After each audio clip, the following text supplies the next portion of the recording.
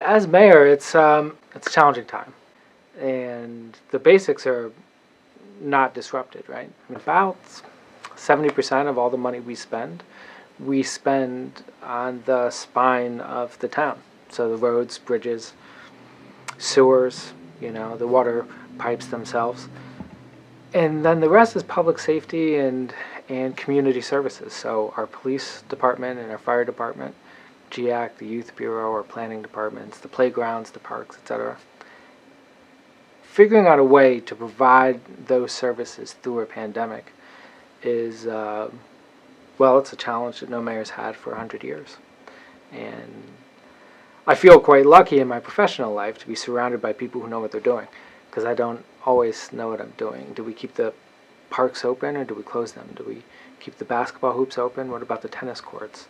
We're at a point now where, yes, we've closed everything and helped work to close those businesses and trying to keep employees' morale up, even though they can see what we've all seen, which is that the world's changed. The world changed over the course of a month. We're projecting a budget shortfall of $20 million. It's 7 times larger than the largest budget deficit we've ever seen before. And that's heavy. It's a lot to manage. But at least I know that we're not alone. It's not like something that's happening to just our city and that there's no one else there that will understand or will work with us or get us through, knowing that so many of our restaurants and bars had to close down. So many small businesses have had to close down. So many people filed for unemployment. And it's all over the world. So it's my hope that we're in this together now, fighting, right now, to make sure that we're not left behind. As the federal government puts out one relief package after another, we've got to make sure to get our fair share.